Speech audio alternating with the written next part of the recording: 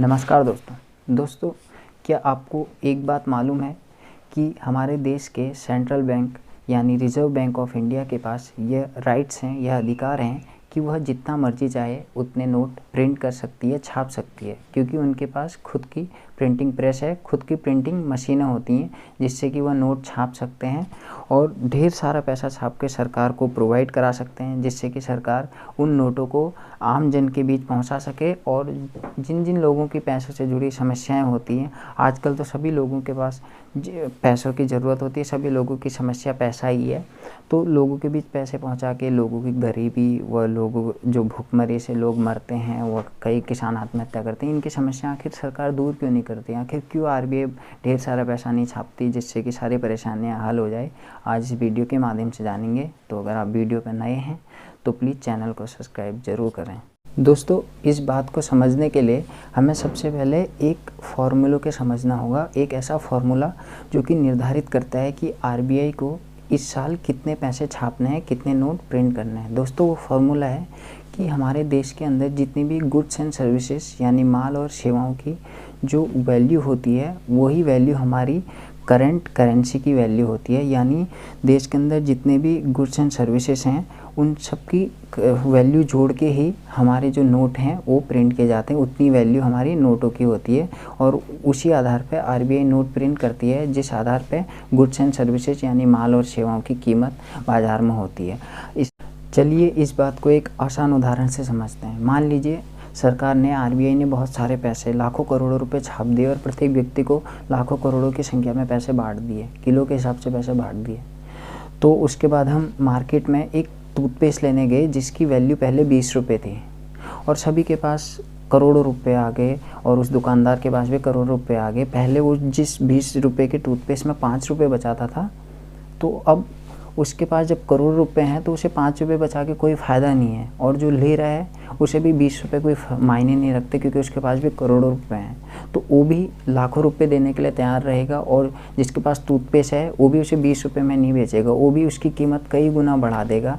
जिस हिसाब से कस्टमर के पास पैसे होंगे वो इस हिसाब से उसकी वैल्यू को भी बढ़ा देगा, क्योंकि पैसे ज़्यादा होने से लोगों की परचेजिंग पावर बढ़ेगी और जो देश के अंदर जितने भी गुड्स एंड सर्विसेज यानी माल और सेवा हैं, उनकी कीमत अचानक से बढ़ जाएगी। प्रत्येक व्यक्ति का पैसा होगा और प्रत्येक व्यक्ति की जो खरीदने की क्षमता है वो बढ़ जाएगी। प्रत्येक व्यक्ति हर चीज़ में खर्च करेगा, उसे जिस चीज़ की ज़रूरत नहीं होगी वो चीज़ भी वो खरीद के स्टॉक कर देगा। इससे क्या होगा कि मार्केट में डिमांड ज़्यादा होगी और सप्लाई कम हो जाएगी, क्योंकि एक जो सब्ज़ी बेचने वाला व्यक्ति है, अगर उसके पास पैसे आ गए तो भाई वो सब्ज़ी क्यों बेचेगा? वो क्यों ठेले को धक्का मार के मार्केट में ले जाएगा, गली गली में ले जाएगा और उसे बेचेगा? क्योंकि अब उसके पास तो बहुत सारा पैसा आ गया। क्यों? रेस्टोरेंट वाले रेस्टोरेंट खोलेंगे, खाना बनाएंगे, जूठे बर्तन धोएंगे, लोगों को सर्व करेंगे, क्योंकि अब उनके पास भी पैसा आ गया।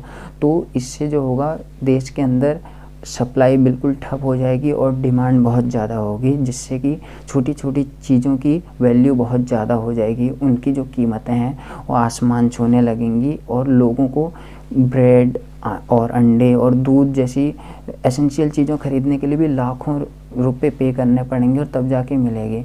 यह रूप ले लेगा इन्फ्लेशन यानी महंगाई का।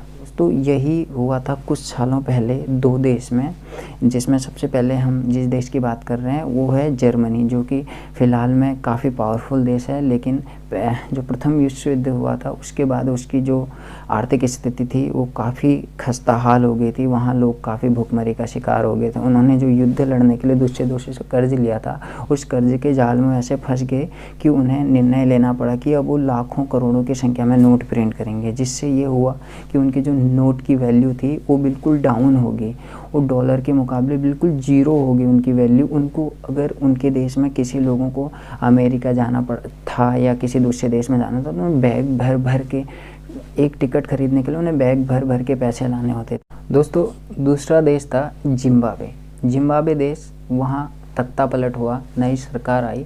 तो नई सरकार में जो नए राष्ट्रपति थे उन्होंने सोचा कि जब हमारे पास खुद की मशीन है पैसे छापने की, तो क्यों ना हम बहुत सारा पैसा छाप देते हैं, अपने देश के प्रत्येक नागरिक को लाखों की संख्या में पैसे बांट देते हैं, जिससे हमारे देश में जो भी भुखमरी का शिकार लोग हैं, जो गरीब लोग हैं, जिनके पास रहने के लिए घर नहीं है, जिनके पास अपनी ज़रूरत पूरे करने के लिए पैसे नहीं, उन सबको पैसे उपलब्ध हो जाए और अपनी ज़रूरतें पूरी कर सके। दोनों यही एक सोच रख के, सोच तो अच्छी थी लेकिन उनका रास्ता गलत था। उन्होंने बहुत सारे पैसे छाप दिए, इतना पैसा छाप दिया कि प्रत्येक लोगों के पास करोड़ों अरबों की संख्या में पैसे पहुंच गए, लेकिन उस पैसे की जो वैल्यू थी वो बिल्कुल ज़ीरो थी।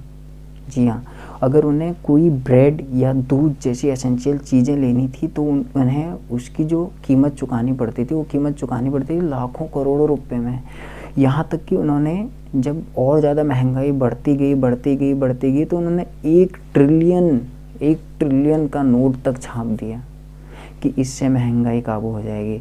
इसका जो नुकसान हुआ ये हुआ कि उन्हें लास्ट में जितनी भी करेंसी छापी थी उसे उन्हें बिल्कुल बेकार घोषित करना पड़ा। उन्हें बोलना पड़ा कि आपके पास जो भी नोट हैं वो बिल्कुल एक सादा कागज़ है, इसकी कोई वैल्यू नहीं रहेगी। और उन्होंने उसे उन सारे नोटों को बर्बाद करके, वो बेकार करके, वो जो विदेश की करेंसी है उसको अपने देश में मान्यता दे दी कि अगर आपको कुछ भी चीज़ें खरीदनी है तो ये इस करेंसी से ख़रीदा जाएगा। तो दोस्तों इसीलिए किसी भी देश की गवर्नमेंट या वहाँ का सेंट्रल बैंक अगर चाहे भी तो वह ज़रूरत से ज़्यादा नोट प्रिंट नहीं कर सकता, क्योंकि उसे जीडीपी और वहाँ की जो देश में करंट नोट की वैल्यू है उसको ध्यान में रखकर ही नोट प्रिंट करने होते हैं, ताकि देश में संतुलन बना रहे, ना ज़्यादा महंगाई हो और ना ज़्यादा लोग पैसों की किल्लत से जूझे। इन दोनों चीज़ों को मेंटेन करके चलना होता है वहाँ की सेंट्रल बैंक को। जैसे कि इंडिया की बात करें तो आरबीआई को इन सब चीज़ों को ध्यान में रखकर ही नोटों की छपाई करनी होती है, जिससे कि देश में संतुलन बना रहे। तो हमारे देश में रिजर्व बैंक ऑफ इंडिया द्वारा 4 जगह प्रिंटिंग मशीन लगवाई गई है। 4 जगह हमारे देश में नोट प्रिंट किए जाते हैं। पहले 1 रुपये का जो नोट था वो भारत सरकार द्वारा प्रिंट किया जाता था, लेकिन बाद में उसे स्वयं रिजर्व बैंक ऑफ इंडिया द्वारा प्रिंट किया जाता है। अब 4 जगह देश में सिक्कों का छपान किया जाता है, और जो नोट छपाई के लिए आते हैं, जो उसमें पेपर इस्तेमाल होता है, वो थोड़ा बहुत इंडिया में बनता है और ज़्यादा उसे बाहर से सप्लाई किया जाता है। और जो नोट बनाने के लिए जो स्याही का इस्तेमाल होता है वो भी बाहर से सप्लाई की जाती है। तो लगा पड़ा के दोस्तों इस वीडियो के माध्यम से हम ये बताना चाहते थे कि ज़्यादा नोट छापकर क्या लोगों की गरीबी दूर की जा सकती है या नहीं, जिसका उत्तर मैंने दिया कि बिल्कुल ये गलत है। इसके माध्यम से गरीबी दूर नहीं की जा सकती, बल्कि इससे देश के अंदर एक भूचाल आ जाएगा महंगाई का।